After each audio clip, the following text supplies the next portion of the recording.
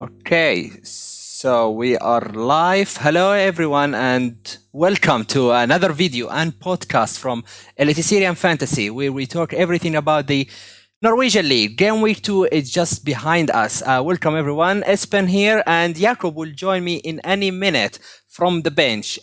Just waiting for him to get into the stream. But Espen, welcome here. Tell me, how are you? Thank you, Karam. I'm fine, but as I always answering you when you ask me that, I'm answering about my team Viking.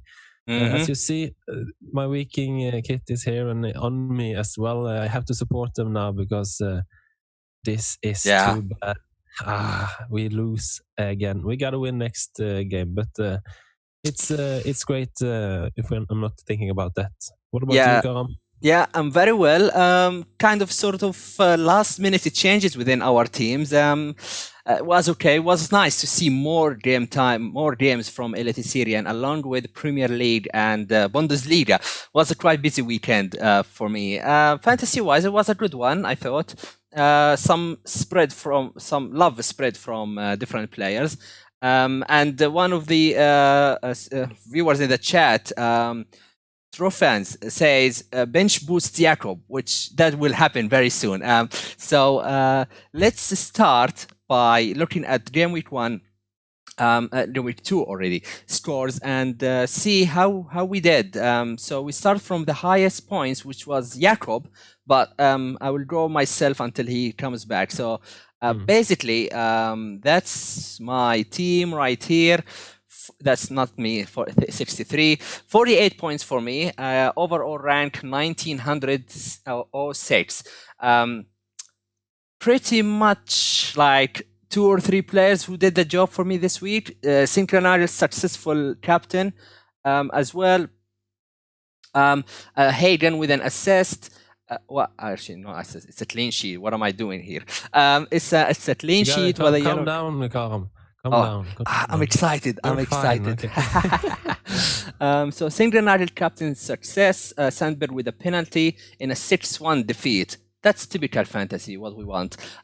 Berg was a last-minute introduction to the team after hearing that Boyang was benched. It was between him and Dessler, and I thought, you know what, I believe that Berg, if he gets 2 points plus 2 bonus, that's 4, he will still outscore Dessler. But he got a goal, so that's a pretty amazing. The rest was pretty meh. 1 points, 2 points across the board. But in general, it's okay. Game week rank of 5,000 doesn't seem to be too bad, really. Game week average of 37. Espen, 43 points. Probably similar points across the board, but tell us how you did. 8,000 game week rank. Larsson, Pereira, Fucht, 1 point each other. Solheim with an assist to Kassi. Great assist from Solheim. I think he's a keeper. Dalan, he scored. And I've got to tell a little story there. I had to choose between Dalan and Berg. I can't remember if it was in the Aurora podcast or if it was in... Yeah, it was. I couldn't decide who to go for. I went on Dalan. And when Berg scored, I refused. Why didn't I go Berg? But Dalan, he saved my day and he scored and got 3 bonuses. Yeah. So he got more points than Berg with 10. Zinkernagel 8, Sandberg 7. My strikers has to go because they can't play football right now. Børven and Kinoshita. And Captain Eikrem. And he will be my captain next weekend. Yeah. Actually, Eikrem could have a brilliant assist. 3 assists, actually. 3 assists, yeah. But there was one of them which was clearly, like, it's a nice pass. But I think Brilliamson, I think, was that one, or I don't remember who was that. Yeah, he put it like in the head of Hansen, so it was a big mess from him. But you look great, in a great shape. So that's about game week 2 scores. We'll go back to Jakob when he joins the stream. But if we go through game week 2, Espen, let's see. Mjøndalen keep the second clean sheet this season by beating Sarpsborg 1-0. As you said, some teams, they just don't know how to play football anymore, and probably Sarpsborg is one of them. Strand Larsen continues to blank. Mjøndalen, Ibrahim scored the goal. Could be something to consider, but Mjøndalen kept another clean sheet, and Solholm Johansen, you said before game week 1, I won't go there. 3 bonus points. So tell us about the game. Well, yet again, Mjøndalen keeps a clean sheet. They look much stronger defensively this season. Next games, I think I think they won't keep a clean sheet in a while, but for now they have been good. And Ibrahim Shuaib came from Haugesund, 6.0 striker. He will play every game from Mjøndalen on top. So sure, he's a possibility. But Sarpsborg, what's happening there? I thought they would go through this season much better than they have shown us. It's not good from Sarpsborg. No, it's not going well for them. And I think Sarpsborg and Stabæk before that were pretty likely to get a clean sheet anyway. They are not the best free scoring teams, I would say, in the Eliteserien. So it's surprise, but it's not like total shock that they kept 2 clean sheets. But with that continue, we still need to know. Molde and Rosenborg, one of the biggest games in Eliteserien, the champion against the pre-champion, the ex-champion of the season before. I thought the game was sort of even, but my God, Ikram should have got more assists than this, but 3 points for him. Uhi, I did not expect him to be fit for this game. He started, he scored, assisted by Gregerson, 5.1 now, and another 2 bonus points for him. There is a goal deal with Gregerson. Seems like very likable, very rapid as well. So he will get a lot of bonus points, I think, this season. But what do you think of Uhi being back, and how would that affect Lady James? Yeah, that's a big question there, Karam. The one thing that might happen is like last year that Uhi plays as a winger and James up front. But now the issues are so close, and Molde have so many players in the attack, which means that when Uhi is back now, he will steal minutes from James. I'm certain of that in some way. Yeah. So that's. But I have to keep James, of course. We will see the lineups for the next game for Molde. So keep James, surely. But Uhi will take some minutes. Yeah, that's a worry. I read somewhere on Twitter that Leiti and Uhi will be competing for the same striker spot, which means that they have a lot of wingers to play, to use as well. So I wonder, with the tight schedule, whether it will be one game. Are we going to see another Pep Guardiola there with a rotation within the strikers? That makes me think that I might want to go for Akram. I will take a 70 minutes Akram every game than James one game, one bench. But that's yet to be seen. As a captain, a more safe captain option. Yeah, exactly. Let's go to one of the most exciting games I've seen this Eliteserien season, and the season before, actually. Bodø Glimt, what is going on? 6 goals against Haugesund. That takes him to 10 goals in 2 games. Wow, what an amazing. We spoke about Bodø Glimt last week, and we praised them a lot. We thought that it's good to invest in them. Bravo to everyone who invested immediately. But Junker, 17 points. Heide, Berg, Singernagel assist, Saltness 2 assist, everyone delivered. And Sandberg, of course, with a penalty. That's all what we wanted. So how did that happen? Well, every season before it starts, we think about Bodø Glimt, and we think about, they lost so many players. The goalkeeper got away. Evian, Lajoni went away last season. The striker, and it's just, you think that Bodø Glimt won't do this again, but they are every year. And I think even though who is playing for Bodø, it doesn't matter because they have this tactic and they have this manager that will show everyone who's on the pitch that this is how we play, this will work. So it doesn't matter who play. But Jonker last season too, suddenly he scored a hat-trick for Stabæk. And now he does it for Bodø. He looked well. I think he will continue to score more than he did last season. So he is really a good option up on top. In the midfield, I think Sinkernagel still is the best option. But as I talked with Jacob earlier today, he was on my podcast for Fantasy Fans. He said that Sinkernagel is not a lot of chances to score. He often assists and he's close, but both Saltnes and Hauge is closer to the goal and has more scoring opportunities. So that might show us that they are better to go for, but I think Sinkernagel has so much assists and potential that he's still my best pick from the midfield. Yeah, and I do agree with the Sinkernagel theory. He is also not the best man for the bonus.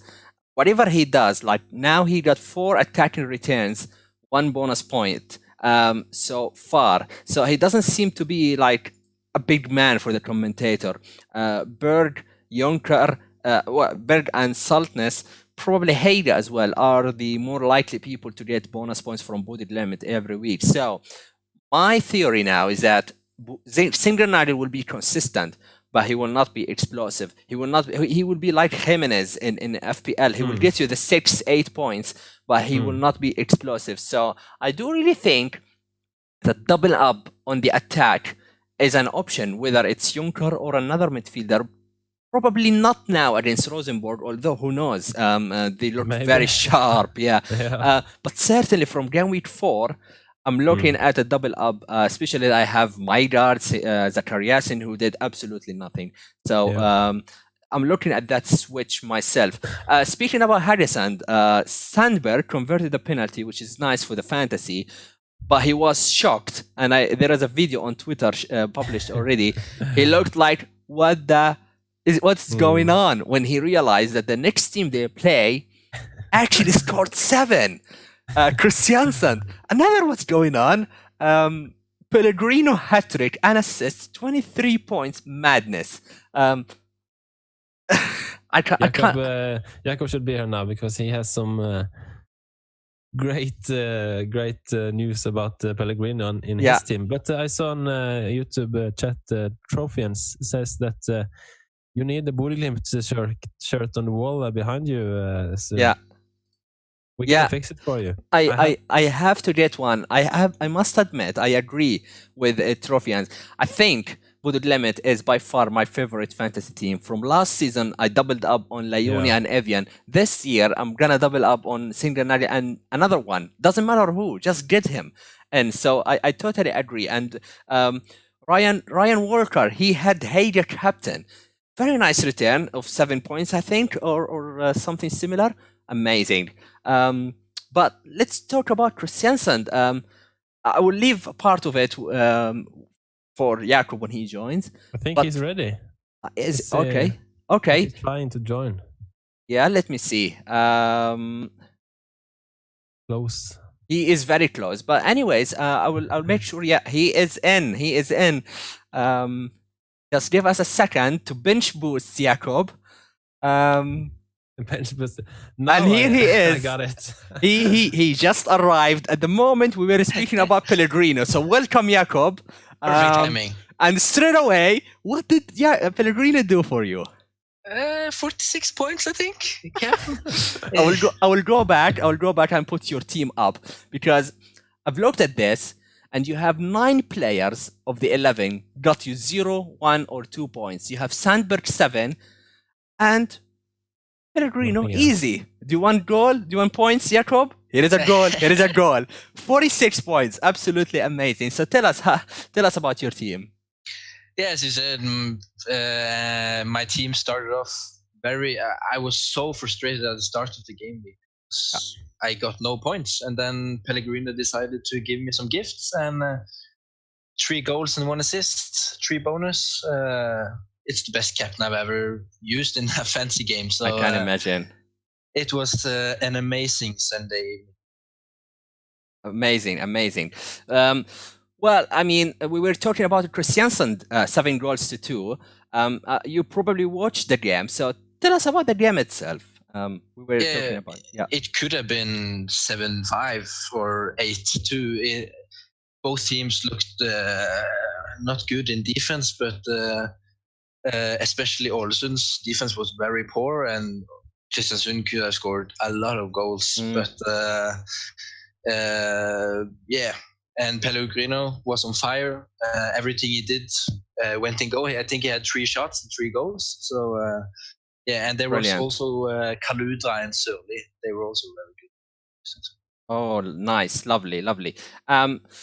Moving on to next game, we will go to Sandefjord and start a game who we did not really know what to anticipate, but there are some names to mention. Espen, I'll go back to you. Your man, Daland, Bryngarker. He's someone I got as well for another game, another draft game. Scored goals for Start. Rorod and Rofo scored for Sandefjord. What are your thoughts on the game? Well, first of all, as expected, a draw again. It's always a draw.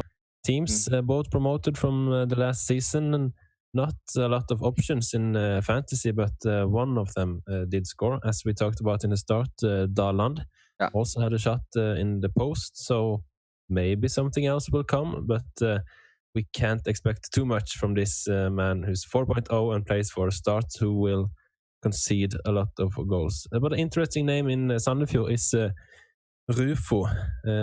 Maybe he's too expensive to have in your team. He's 6.5, play for Sandefjord. But both games in the Start here, he has done something. 4 points against Odd and 7 against Start. The first game he was getting a bonus point, and I think if Sandefjord continues, he will be the main man for Sandefjord. So that's the Bryngarker is also an option, but he's a cheap man, 5.6. But I think Østensen in Viking, for example, is a better pick, since I think Bryngarker suddenly is out of the team again. But he could have scored more. He should have scored more. Maybe he keeps the spot. Interesting to see. Yeah, that's good to know indeed. And now I think that Daland has nailed the spot after the goal and 3 bonus points. Seems like he did very well throughout the game. Moving on to another game, Strømgodset 1, Odd 0. Kind of.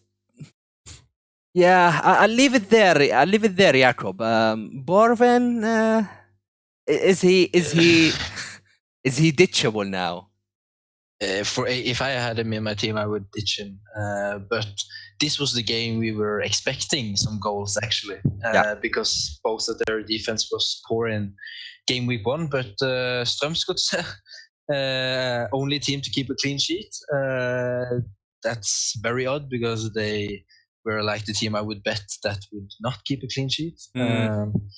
But Børven, Kachi, they didn't manage to score. So and Hove did for Strømsgodset. No goal for Salvesen, unfortunately. But he got a yellow card. Yeah, he got a yellow card. So for the captains, he had some chances, but he didn't show what he did in the first game against Start. So, but yeah, Børven, I would ditch him if I had him in my team. He has to go now, since Bakenga is closing up, and Odd may be trying to find out a solution for when Børven will leave anyway. So we have to sell Børven now. I can't have him in my team. Yeah, it is tempting now, but he plays Vålerenga next, which could be difficult one, really, looking at Odd how they play. But Vålerenga conceded 2 goals from Stabæk, so they did not look great the last game week. And I think he has a decent game week 4 as well. Let me try and remember who they play in game week 4. But it's a Start, and then it gets tougher. So I want to take on any opportunity, but I don't think I will even captain him, even if I keep him. So why would I do that? So I'm very close to ship both Kinoshita and Borvin to get a better balanced attack, I would say. Speaking about Kinoshita, moving on to the next game, Valerenga 2, Stabik 2. I thought Cassie was great. And without the, I think, injury news pre-season or some rumors about him, he would have been in my team. But 13 points for Cassie. No clean sheet for both teams. Jakob, what are your thoughts on this game? Yeah, I had the triple Stabik defense, so I was hoping for a clean sheet. Ended up with very few points, but as you can see, Hank Olsen again 2 bonus points after conceding 2 goals. So he's a bonus point magnet. So and I was hoping for a Sandberg penalty save as well there, but a bit disappointing for Stabæk to concede 2, and Vålerenga also was 1 man short because Shala got an undeserved red card for diving, but he was clearly pushed, so I don't see why he got the second yellow. But, I seen some highlights, and I liked Vålerenga's attack in this game. They created a lot of chances against usually a good Stabæk defense. Williamson, Dunham, Finne. They looked quite good. Now they miss Shala for the next game. I don't know how important he is for the team, but yeah. I was talking to Espen the day before the it was it a Friday, I think, on the Aurora podcast. This is a special ode for the Slackers. If you are if you want to have access to it, feel free to join the Slack. Already we are about 41 people in it, or 42, so that's amazing. But I was telling him, because he had 3 defenders from Valerenga and Stubbing combined, and I was telling him that this has to be a 0-0 game. I think 3 assets, 3 points maybe was not the best outcome you were looking for. But the last game is the one that hurts you both, because it's Viking. Lost 3-0 to Brann. Emotional feelings. What are your thoughts on Viking? Because this is the second game where they play well in the first half and then they turn off in the second half. And fantasy-wise, how do we think of Berisha, Tyler from Brann, Berisha from Viking? Other options that stood out? Well, as you said, first half, I think Viking were good, at least as good as Brann. So I was pretty shocked by the result, and I don't look forward to next game, even though it's home to Mjøndalen. I go to that game and I'm scared of what will happen. But I have faith in Viking. I think they will come back. As I said to Jakob earlier today in our pod, I think actually Pereira still is a good option for Viking. His offensive back is on some set pieces. But this game for Brann, they showed they have the possibility to win games that maybe they're not at their best. The first game 2 against Haugesund, scored in the 96th minute or something. This is something that Brann fans want to see, and I think Brann will continue with this. They look sharp, especially Bamba. I think Komsun, the goal scorer 2, looks brilliant, and Taylor at the other winger. I think Brann has some players up front that we will want to buy soon enough. Yeah, I'm looking at Tyler myself as a midfielder option for 7 million. They play Alisson the next game, and he plays as a left wing, pretty much the same position of Pellegrino, and we saw how exposed that side was. So maybe Tyler can repeat that. Maybe, who knows? But of course, Pellegrino is a much better player from my own limited knowledge about both of them. Yeah, hopefully they pick it up in the next few game weeks. But let's move on to another section in which we talk about some standouts from Game Week 2. I've got some stats already published by, not this one, published by Johannes on Twitter, in which, let me put it here, Bodø Glimt scored 6 goals against Haugesund, but the expected goals for all of these 6 was only 1.78. So efficiency, that's the key word here. They are so effective. Whenever they get a chance, they find a way to score it. This is extreme, and most likely it will not be sustainable long term. But my God, if you look at them, they are so attacking. So it's interesting to see that probably Haugesund was not really bad defensively. They just conceded every chance they got, which is unfortunate for them. But the quality of these chances was not that high, apparently. And I say apparently because, yeah, it's really harsh to concede 6 goals. But the other one is, in comparison, Kristiansand, they scored 7 goals from an XG of 6.14. So pretty much they got what they deserve. That raises a question. They also missed 8 big chances on top of that. So it could be a historical result in the Eliteserien. But that raises the question whether was Kristiansand attack that good, or Alesund defense was that bad because they conceded 4 goals to Molde as well. Jakob, what do you think of that? Is Alesund one of the teams that we should target? Yeah, definitely. But it's important, if you want a KPK player or Kristiansund player now, it's important to look almost every season since they've been in Eliteserien. They are 2 completely different teams, home and away.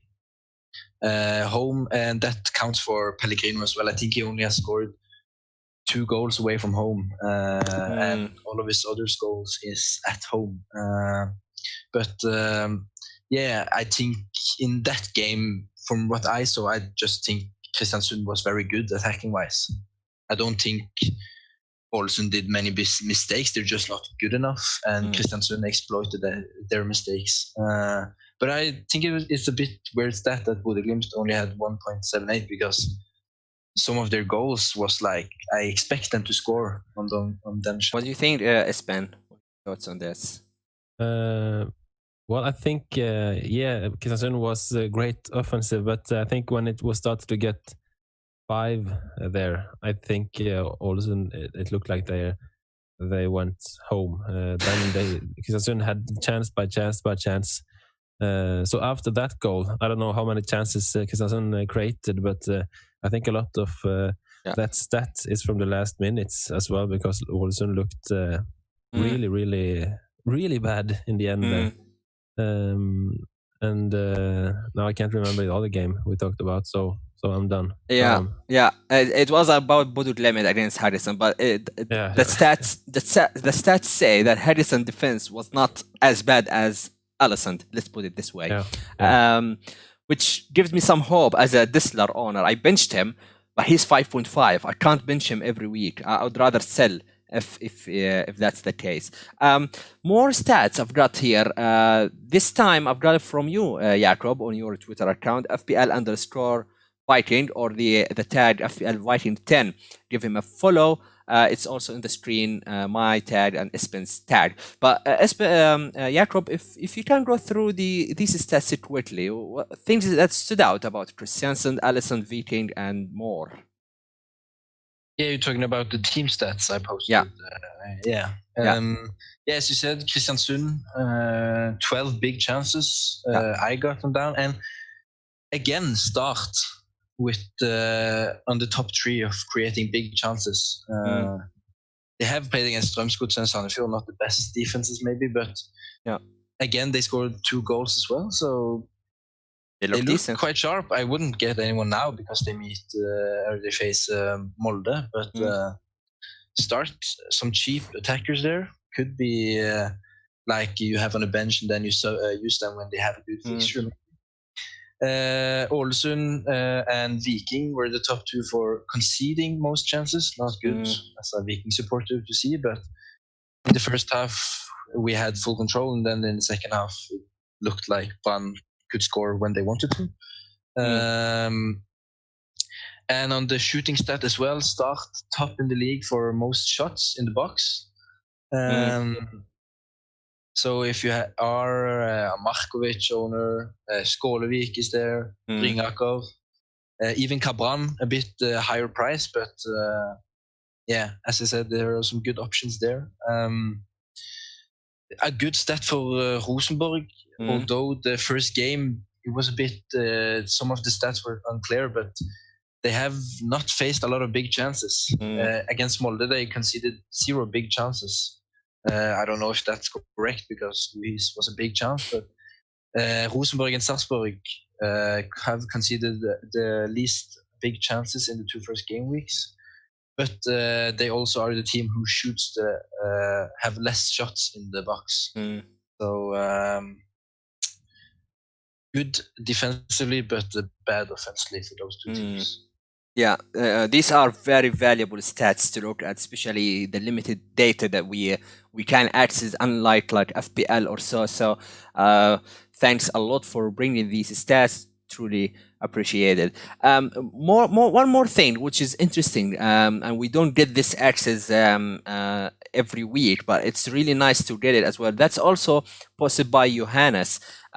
If I look at this, which is the ownership of the top 100 players in the world. I put here the formation with the most high, with the ownership of these players. So in top 100, Sandberg and Klaisen are the most owned with 39.6 and 28.1%. These are the 2 popular goalkeepers, which makes sense. One with a pedigree and one is basically value. If you go to defense, Nasberg 16.7% as a cover for Valerenga. Sulheim 18.8%, and Vogt makes sense, cheap, 4.0, 41.7%. Holmgren Pedersen of Molde. There is a photo of him with the Tromsø, but this is an old one. He plays with Molde, 42.7%. Offers like pretty much. He competes with Waingo, but we've seen that he's by far a favorable one. And Boyang, 44.8%, turned out to be probably a bad pick after all. Moving on to the midfield, Singernagel, 52.1%, increased much more than game week 1 after the great start. Sandberg is still owned by 61.5%, 2 penalties so far. Zachariasen is one that I think he will be much less now with Pellegrino madness last weekend. Zachariasen, 66.7%, 2/3 exactly of the managers have on him. Salitros, he was a surprise to me.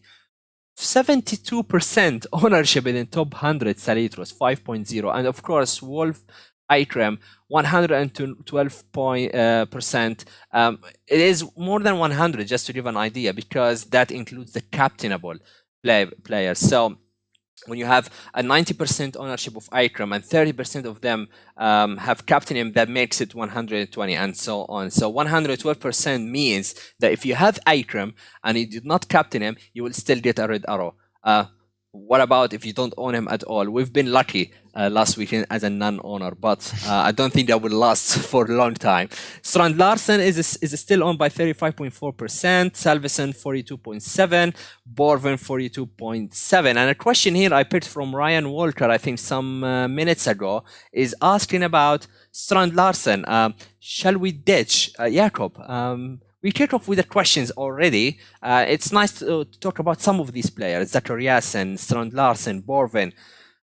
Strand Larsen, I think he is an easy go. Yeah. Trofians. Two big chances against both Vålerenga and Mjøndalen, and missed not even close with his finish. He looks like he's empty he has no confidence when he gets in the opposition box. And you don't want a striker on your team that has no confidence. I would sell, and if he starts to score as a young player who gets confidence, then you maybe would jump on him. But I'm staying away as a non-owner, but if you are an owner, I would probably sell. Sell him, yeah. FPL Knights has a really good comment on the strikers in general. The lack of good forward options this year so far, I would say, makes me think that I want to use the slots for the midfielders, which makes sense. I mean, we have a lot of midfield options out there. I personally am not convinced by anyone striker below the 8 million. Maybe Hastad. 4.5, good fodder. He might make a few cameos every now and then for Bamba. But Salvesen is pushing from the 8 million and above. Yeah, Zakariasen is another name. Farfiel8 is in the chat already. Welcome to the chat. And he's asking, should I transfer Zakariasen and Maigard out to a single Nagel and JB Hager? Basically, double Budu limit. So Zakariasen, is he time up, Espen? I think first of all, we want Sinkernagel and Hauge. Maybe Zakariasen isn't a big problem yet, but you want so many else. That's why he's a man many are selling, and I think it's still okay to sell him. But we'll look the last game. He is still offensive. He had a header. He should have scored, and he will get those chances a lot in the future games. So he's not a problem, I think. If you know him, it's no problem to keep, but you have to think about, do I want someone else? I'm still a little bit worried about Hauge. They are still talking about this. When are you leaving? I think he will probably never. No. He will get 100 points before he leaves. I think we have to forget about that and think about him as anyone else here. Yeah. So the other one, Maigard, I think it will come there as well. He is a great player. He's on free kicks. He is the one who will assist Salvesen when he scores and so on. Yeah. So you have to be patient. But again, it's a lot of midfielders you really want in your team right now. Yeah. So I understand if you sell. Yeah, indeed. Jakob, we have a question from Oli Christian Peterson. He's asking about some wildcard picks. Let's talk about the wildcard itself. Is it a time to wildcard really? What do you think? Do we have enough info to justify the wildcard? Yeah, as in the position I am in now, I'm not even thinking about the wildcard. But a wildcard around game week 2, game week 3 is not that unusual. If you have a lot of problems in your team, after 2 matches now, we can sort of see which teams are in good form, which teams are in poor form. So if you have a lot of problems, then maybe it's better to use a wildcard than a minus 12, for example. But as Espen said, if the likes of Zakariasen, there is not that many great fixtures in game week 3. So if you want to be patient, that could help. Zakariasen could score against Bodø Glimt, and if you have then used the wildcard to take Sinkernagel in, for instance, and he doesn't score, then maybe a wait and see for one more game week if it's not that big of a problem. Yeah, it makes total sense. Stats look very good. That's Dr. Odd. But he's not asking about Odd. He's asking about brand defense. Should we be targeting them, meaning that pick up defenders from a brand? Their stats look good. And what do we do with Viking assets? So I will leave this part to you, Espen. What do you think of a brand defense and Viking? Brand defense could be possible, but we have to remember who are playing. Forren didn't play this weekend. It was no problem. He could play, the manager said, but they had to I think Acosta played 2 games. And Christiansen, I think, played the left back. Yes, correct. So maybe Christiansen is the best option, but he as well has 2 players who can play as a left back in the back of him. So I think it's really quick the next game, and he's benched because they have many backups in defense. Yeah. Then I would go the goalkeeper. I think he will play even when Oppdal is back. Hamada maybe. Who saved the penalty? Not so hard to save that penalty, but no, it was one of the worst Paninkas I've seen. But we touched on Viking, didn't we? Yeah. I think they will come back, but it's nothing to buy right now. But you can keep the one you have, I think. Yeah. A couple of questions from Stats Don't Lie. Thanks for the questions. Is it too risky to jump on Stolas? Jakob, you posted already some nice stats about Stolas being differential. He played, I think, part of the second half. I can't remember. Yeah, really. he was subbed in the second half. Yeah. So, what do you think? I'm personally not 100% convinced with Harrison defense, because the clean sheet is a meat. But Stolas, you know what you get as well. But it would be nice to have a stable defense in addition to the attacking threat. What do you think? Yeah, I'm in the same boat as you. If they keep on conceding 6 goals, he has to score like 2 free kicks to make up for the minus points. So I want to, first of all, see him start the game. Then I want to see Haugesund. I don't think they will keep on conceding 6 goals, but I want to see them be a little bit more solid at the back. Yeah. I want to see him start, and then maybe I will think about it. Yeah, makes total sense. Another question about Rosenborg defense. Are they good investment long term? Now, I think there was a lot of talk about the coach, the manager that might be leaving, but today they said he will lead Rosenborg against Bodø/Glimt probably. It's a tough one. But what do you think of the defense? The team in general, they are yet to score a goal in Eliteserien. Espen. Yeah. Well, Jakob showed his. He had a stat on this. Rosenborg don't concede much shots. They have just conceded 1 goal. Yeah, there's not been any good offensive, but I think they're strong in the defense. And Horneland is, as we said last season, he has focused on defense. So in long term, if you still have a Rosenborg defender, I think it's no problem to keep. But against Bodø/Glimt, I think Bodø/Glimt will score. Yeah. And we have to see if the manager is going or what he is. But you don't have to stress for that. Oh, very well. Last question we have from Heskebo. Thanks for the question. Who do you think are the optimal defenders to own right now? This is sort of like, okay, let's have 2 picks each of us. Jakob, 2 defenders that stood out for you, have potential clean sheet and maybe attacking threats. Who do you nominate? Yeah, I would nominate 1 for each category, really. For the keeping a clean sheet and bonus points, I would go for Gregersen. Yeah. Looks really good, very fast, so he tracks back a lot, and that's why he gets the bonus. I don't think you have to expect some assists from him, but he's in the box for the corners and the set pieces, so and he's quite tall, so you never know. And for a defender who could get you some attacking returns, I would go for Åsbakk. Same price category at 5.0. Had an assist at the weekend. He is on set pieces.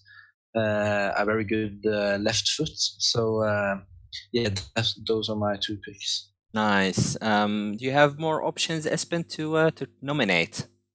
Yeah, Solheim, Mats Solheim in Stabæk. I think Stabæk will keep clean sheets. I could say 2 from Stabæk since Vogt is 4.0, but I want. I can say those 2, and you can finish this, Karam. Yeah. So you have Vogt as well. Yeah. Okay, very well. I think I don't think they will keep too many clean sheets going forward, but Solheim Johansen, he's just a bonus points magnet. Whether they get a clean sheet or not, he's always up there. At 5.5, it looks like a little bit of a stretch. I think you have Cell at 4.5. It looks like a good alternative, but when it comes to bonus points, Johansen is always up there. I would say I still have faith in Hayden of Molde. He was again very attacking against Rosenborg, and there were a couple of chances where he could have had assists potentially. But I really like him, and 6.5, that's a premium price you pay for, and Gregersen is putting a lot of pressure in terms of value for money. So You know, probably a double up is something to consider. Both Hayden and Gregerson. I think Molde is one of the teams that will keep a lot of clean sheets this season, and the fixtures going forward is very good. I understand that many people want to go Ikram and James, but if you can't afford that, then you can go double defense. Start Stabæk, Christiansen, Mjøndalen, and Hedresund. 5 amazing fixtures, maybe 3 or 4 clean sheets. Well, maybe I'm too optimistic, but on paper they are really good. So these are the 2 names I would nominate. All right, so we are reaching about 46 minutes, which is the end of this stream. So guys, Espen, thank you very much for joining me here. Oh, by the way, we did not mention the plans, but GW3 plans. So let's move on quickly. I put your team, Espen. Akram captain, what are your plans? Akram captain. We will see the lineups on 5 games. So you have to be on Twitter at what's the English time? 3:45 or something. Yeah. Then we will retweet what we can, and especially on Slack, we are updating each other's on the lineup. So it's a smart idea to join us there. Well, I will roll my transfer most likely. I was about to change Bo Yang to Gregerson last night before the price rise, but I didn't do it. So I still think I want to do it, but I have to see with the lineups when it comes on Wednesday. If it's something I have to do, I gotta do something. The one man I'm not happy with is Saletros. First of all, I can't see him doing many things for me, and of course Børven and Kinoshita is high up on the list to get out, but home game, Kinoshita's maybe last chance on my team. Home against Sandefjord, and a new striker there as well. So I hope he shows something now. Yeah. Well, very, very well, and very good luck with the moves. Jakob, I will go to your team. You have James as captain, Pellegrino vice. Tell us about your moves. How many transfers you have, and what is the strategy? Yeah, my original plan was to roll a transfer from Game Week 1, but then Helland got injured, and unfortunately I had to bring in Pellegrino. So, so I only have 1 free transfer. Again, it looks like I have to play with triple up from Stabæk at the back. At Sandefjord at home, it doesn't. It could be 3 6-pointers, but maybe I will use a transfer. But yeah, as you said, James captain, and it's going to be a nightmare to watch that match without owning Akram. That's the price we pay for. Not having Akram means a very good midfield potentially. Here is my team. I have 2 free transfers. I managed to roll the transfer successfully by benching James and starting Berg, which turned out to be a fantastic move. And probably Berg needs to be promoted as a permanent 5th midfielder if he gets a lot of 4 and 5 and 6 points every week. Oh, we will see. Clayson is still in goal. I think I will change my forward line. I'm not happy with Børven at all. I'm not happy with Kinoshita. Both have good fixtures against Vålerenga home, Sandefjord home. But will they score? I'm not sure. Zachariasen is very close from going out of my team, but the one who is closer is Maigard. I haven't seen him. I haven't seen enough from Maigard. I think he had 1 shot on target in 2 games. Not enough, but he's still on set pieces. I might give him the Salzburg, given how bad they were last game, if they continue this this form. But I'm looking at Jonkar and Salvesen to replace Kinoshita and Børven. I think those 3 are probably the current best forward line you can have by far. I don't even consider anyone else, but would be Hestad 4.5 and push the money in midfield. But I think these are the 3 optimum ones that I want. But it depends really on the lineups. We will get 10 team sheets before the deadline. So it all depends on what team sheets we get on Wednesday. So I will wait, and I will accept any price rises or drops just to get that info, because it's more important now. So with that being said, thanks everyone. Now we can properly end the stream and allow the viewers to watch the last Premier League game. I thought there are some FPL points to play for as well. So Espen and Jakob, thanks very much for joining here, and thanks to everyone who joined the stream, and good luck in GW3. Good luck, guys.